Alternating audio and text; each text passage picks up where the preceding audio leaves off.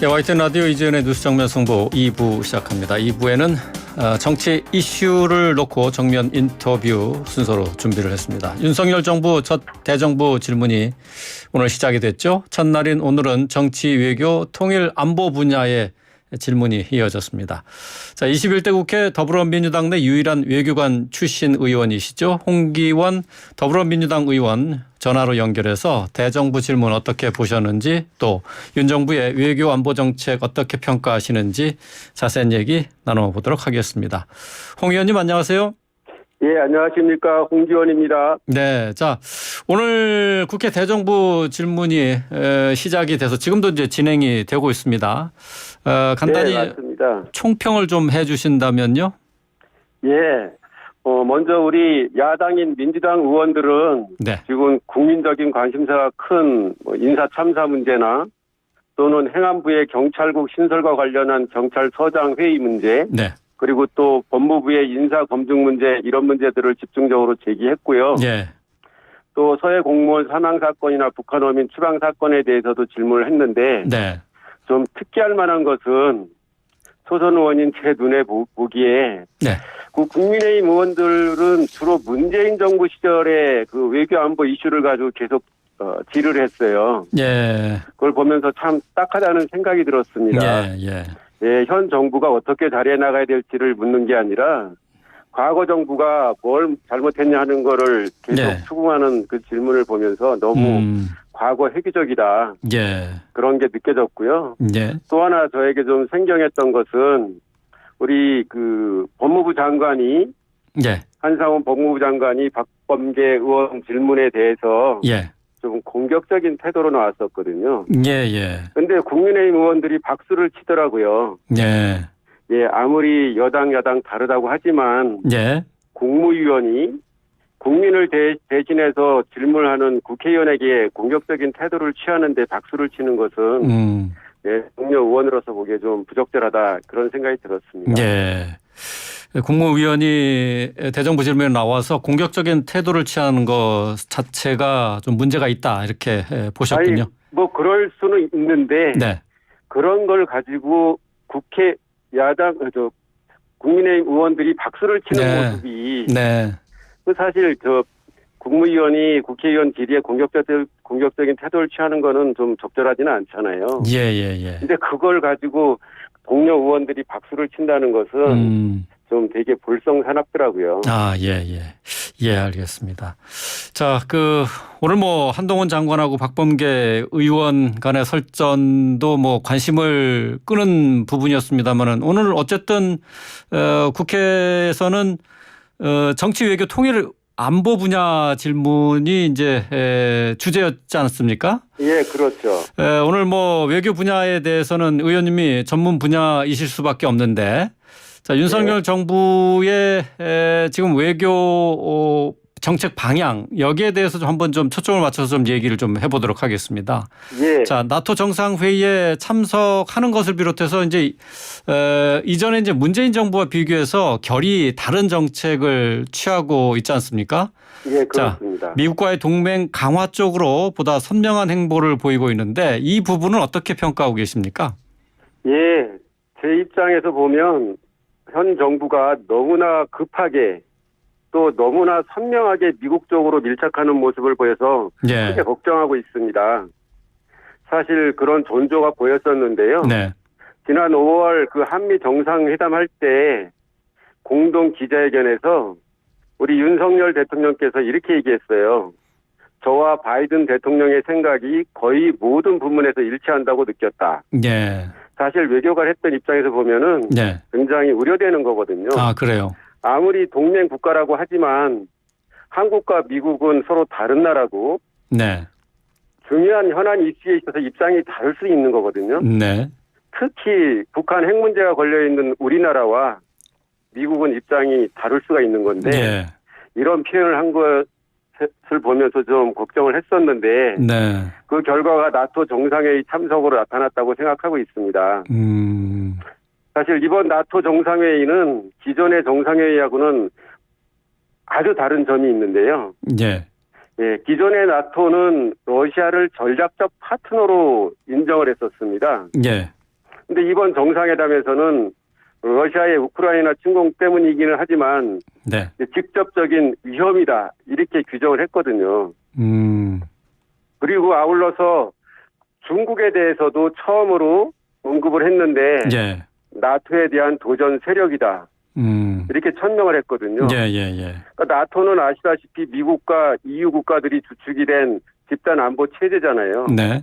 예, 그런 회의에서 러시아와 중국을 도전 세력 또는 위험 세력으로 규정하는 그런 회의에 우리가 참석해서 한편에 쓴 거거든요. 예. 예. 그 얘기는 결국은 중국이나 러시아가 우리를 상당히 우려스러운 눈으로 볼 수밖에 없게 만들었다는 거죠. 그러니까 중국과 러시아를 적으로 돌리는 외교를 하고 있다. 그런 점에서 좀 위험하게 보신다. 그런 얘기가 되겠네요. 예, 그렇습니다. 특히나 그 최상목 경제수석이 그 나토 정상회의 대기에 기자들에게 이렇게 말했습니다. 중국을 통한 수출 호황 시대는 끝났다. 예, 그렇죠. 대안이 유럽 시장이다. 네. 예, 이 발언은 정말 제 눈을 의심케 할 만한 그러한 참 어처구니 없는 아마추어적인 발언이라고 생각이 되는데요. 네. EU 시장이 중요하다. 예. 이렇게 얘기하면 되죠. 예. 근데 왜 중국을 찝어가지고 예. 거기하고는 끝나가는 것처럼 얘기를 했는지 정말 좀 우려되는 모습입니다. 예. 외교적으로도 좀 부적절했지만은 경제 통상 면에서도 뭐 이제 실책에 가깝다 이렇게 보시는 것 같네요. 예, 그 최상목 경제수석의 발언이 국내에 알려지자마자 중국 관련한 주식이 크게 가격이 떨어졌다고 하지 않습니까? 네. 그만큼 심각한 얘기를 한 거죠. 그것도 다른 사람도 아닌 경제수석이. 그렇군요. 또 지금 이제 일각에서는 신냉전이라고 부를 만큼 세계 각국의 대립 구도가 명확해진 상황 아니겠습니까? 한미일 또 북중러 뭐 이런 식으로 전선이 형성돼 있는 동북아 외교 상황에서 윤 정부의 선택이 적절하다라고 보는 시각도 있던데요. 사실 그 한미일 또는 북중러의 대립 구도가 명확해진 거는 우리가 선택해서 그렇게 된 거지. 서방 국가와 중국, 러시아 간에는 좀 대립 경쟁 구도인 건 맞죠. 그렇지만 우리는 좀 특수한 입장에 있는 나라 아니겠습니까? 이 4강에 둘러싸여 있고 또 가장 중요한 우리나라의 외교안보 이슈인 북한 핵 문제가 걸려 있지 않습니까? 예, 그런 상황에서 우리가 어느 한쪽에 확실하게 입장을 쓰는 것이 적절하다고 한다면 결국 그게 우리한테 이익이다 이렇게 봐야 되는 건데 근데 그거에 따른 리스크는 훨씬 더 크다고 생각됩니다. 지금 북중러 그리고 한중일 이런 식의 그 동북아 외교 지형은 우리의 선택이라고 봐야 되는 겁니까? 우리가 한 선택입니까? 우리가 한 선택이 돼버린 거죠. 나토 회의에 가서 우리가 나토 회의를 계기로 중국을 적으로 돌리는 그러한 회의에서 우리가 주도적인 역할을 했으니까요. 근데 아시겠지만 북한 핵 문제 해결하려면은 유엔 대북 제재를 차질 없이 이행해야 되거든요. 근데 중국과 러시아가 협력하지 않으면 그거는 현실적으로 어렵죠. 또 하나는 중국은 우리나라의 최대 수출 시장 아닙니까? 그렇죠. 우리 수출의 25%가 가고 또 홍콩을 경유해서 가는 것까지 치면 30%가 넘습니다. 또 우리나라 최대의 무역 흑자 국가고요. 또 우리가 중국으로부터 수입하는 원자재나 중간재 다른 데서 대체하기 어려운 품목들이 많이 있잖아요.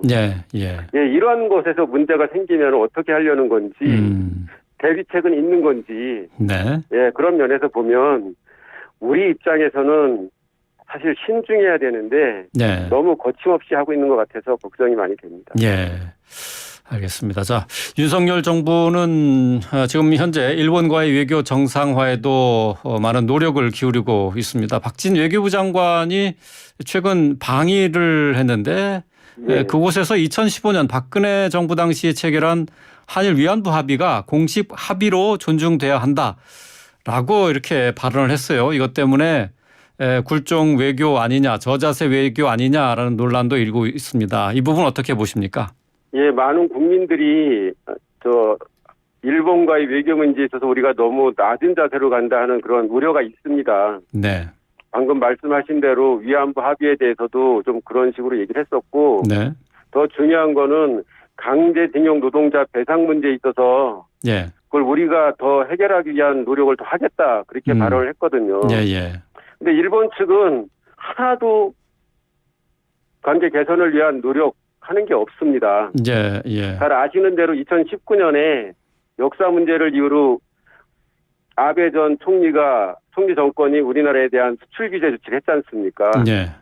사실 역사 문제와 경제, 정치, 다른 문제는 분리해 왔던 게 한일 관계인데 네. 일본이 그걸 깬 거거든요. 네. 그런 부분에 있어서 일본이 개선 노력을 하겠다는 모습을 전혀 보이지 않고 있는데 네. 우리만 계속 뭘 더 하겠다고 하니 우리 국민들이 보기에 얼마나 마음이 편치 않을까 싶습니다. 예. 그러니까 한일 관계 외교 정상화에도 일본이 어떻게 나오느냐에 따라서 우리도 거기에 맞는 화해 조치를 해야 된다 하는 말씀이신데 우리가 좀 너무 서두르고 있다고 보시는 거군요. 그렇습니다. 사실 역사 문제는 일본이 우리한테 빚을 진 문제 아닙니까? 네. 근데 오히려 우리가 과거에 뭘 잘못했던 국가인 양 우리가 더 노력하겠다고 하는 모습을 보이고 있잖아요. 네. 이거는 참 받아들이기 어려운 거죠. 네, 알겠습니다. 자, 지금 일본에는 아베 전 총리 피격 이후에 일본 참여연 선거가 실시되면서 이제 여당이 승리를 했죠. 개헌 가능성이 더 높아졌습니다. 네. 일본이 이제 개헌을 통해서 자위대 존재를 명기하는 방향으로 이제 개헌을 추진하면은 또 그래서 개헌이 된다면은 우리 정부와 국회는 어떻게 대응해야 될까요? 예, 그 작년 중의원 선거에서 연립 여당 세력이 개헌선을 확보했고 또 이번 참의원 선거에서도 3분의 2 이상의 의석을 차지했기 때문에 네. 국회 차원에서의 그 개헌 의석은 확보했습니다. 그렇죠. 그리고 이번 선거에서 집권당이 승리한 중요한 요인 중에 하나가 아베 전 총리의 피격 사건 아닙니까? 예. 아베 전 총리는 개헌을 필생의 과업이라고 얘기할 정도로 개헌에 적극적이었고 네. 또 선거 후에 기시다 후미오 현 총리가 개헌 추진 입장을 밝힌 것도 맞기는 합니다.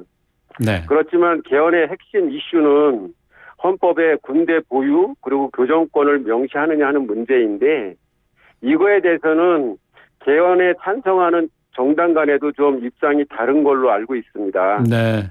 특히 핵심 연립 여당인 공명당은 군대 보유 문제를 명기하는 것을 반대하고 있고요. 네. 예. 그리고 또 일본 국민이 헌법에 이걸 명기하는 거에 대해서 아직까지는 좀 신중한 편입니다. 아, 그래요. 예. 예. 그렇기 때문에 개헌이 제대로 추진이 될지 또 개헌이 추진이 된다 하더라도 거기에 우리가 걱정해야 될 군대 보유나 교정권 문제가 명기될지 하는 문제는 네. 아직까지 상당히 좀 지켜봐야 되는 상황으로 생각이 됩니다. 아, 그렇군요. 네네. 뭐 이번 선거를 통해서 개헌이 임박한 것처럼 그렇게 언론에서 보도를 했는데 실제로는 좀 상황이 다르다는 말씀이 되겠네요. 네, 그렇습니다. 개헌이 되더라도 거기에 방금 말씀드린 군대 보유나 교정권에 관한 내용들이 포함되느냐는 또 다른 문제이거든요. 네. 네, 그래서 아직까지는 우리가 어떤 대응을 할 정도의 상황은 아니다. 그렇게 말씀드리겠습니다. 일본 정가에서 이제 개헌에 관한 논의가 진행되는 것을 보면서 우리가 또 거기에 대응해야 되겠다 이런 생각이 드는데 어쨌든 그 안에서도 개헌을 찬성하는 개헌 찬성하는 여당의 경우 그 생각은 다 다르다는 그런 말씀이네요. 맞습니다. 네. 예. 자, 오늘 대정부 질문에서도 이제 통일안보 분야와 관련한 질문에서 서해 공무원 피격 사건 또 탈북어민 강제 북송 사건 관련해서 질문도 나오지 않았습니까? 근데 예, 그게 주요하게 다뤄졌습니다. 그렇죠. 지금 이제 탈북 어민과 관련해서는 탈북 브로커라는 그런 국민의힘의 주장이 있었어요. 이제 이를 두고 이제 공방이 계속되고 있는데 이 상황은 어떻게 보고 계십니까? 예, 사실 저나 우리 민주당 의원들은 왜 정부 여당이 이 서해 공무원 피격 사건이나 탈북 어민 북송 사건을 이렇게까지 키우고 있는지 참 의아해하고 있는 상황입니다. 네. 특히 그 국민의힘 사무총장이자 이 사건과 관련한 TF 단장 맡고 있는 한기호 의원께서 네. 그 탈북민 2명은 거기서 살해를 하고 도망간 흉악범이 아니고 탈북 브로커다. 예. 뭐 이렇게 얘기를 했었잖아요. 그렇죠. 예. 근데 그걸 권영세 통일부 장관이나 국민의힘 태영호 의원조차 그런 사실이 아니다. 사람을 죽인 건 맞다. 지금 네. 얘기할 정도거든요. 예. 그러니까 이렇게 서로 앞뒤가 맞지 않는 주장을 가지고 이렇게 정치 이슈화하는 거에 대해서 참 도저히 이해를 할 수가 없습니다. 당초 국민의힘이나 정부 여당 측은 문재인 정부가 김정은 정권의 비위를 맞추기 위해서 이 북한 어민 2명을 돌려보냈다 이렇게 얘기를 했었던 거거든요. 예. 예. 탈북 브로커를 돌려보내는 게 김정은 비위 맞추는 걸로 가능하겠습니까? 예. 그리고 서해 공무원의 경우에 당시에 그 여러 정황, 예를 들면 슬리퍼를 남겨놨고 구명조끼를 입었고 또 부유물에 의지해서 북한으로 넘어갔고 예. 또 조류를 봐도 그렇고 또 한미 정보 자산에 의한 첩보를 봐도 월북 가능성이 높다고 판단을 해서 이렇게 발표한 거 아니겠습니까? 예. 근데 새로운 정보가 나온 게 하나도 없는데 이거를 대단히 무슨 정치적인 의도가 있는 양 그렇게 키우는 걸 보면은 저는 잘 이해가 안 되는데 예. 저는 다른 한편으로 보면은 이명박 정부 때 그 남북 정상회담에서 노무현 대통령이 NLL을 포기하는 발언을 했다. 그걸 가지고 한참 공격한 적이 있거든요. 예. 그래서 정치적으로 상당히 득을 봤었습니다. 아마 그런 거를 염두에 두고 이렇게 하지 않나 하는 생각이 드는데 우리 국민들의 수준이 예. 이런 문제에 있어서 정부나 여당의 그런 주장에 넘어갈 정도로 그렇게 낮지 않은 그런 시절입니다. 예. 예. 저는 왜 정부나 여당이 이 엄중한 시기에 정말 고물가, 고환율, 고임금으로 모든 국민이 어려운 이 시기에 이러한 사안을 가지고 그렇게 키우는지 오늘 대정부 질문에서도 특히 국민의힘 의원들이 이 문제를 계속 거론하고 있어요. 예. 예. 도대체 이해를 할 수가 없습니다. 예. 알겠습니다. 예. 지금 뭐 서해 공무원 피격 사건이나 탈북어민의 북송 사건과 관련해서는 정략적인 차원에서 국민의힘이 접근하는 게 아닌가 이렇게 생각을 하신다는 얘기까지 들어봤습니다. 오늘 말씀은 여기까지 듣도록 하겠습니다. 말씀 잘 들었습니다. 네, 감사합니다. 네, 홍기원 더불어민주당 의원과 함께했습니다.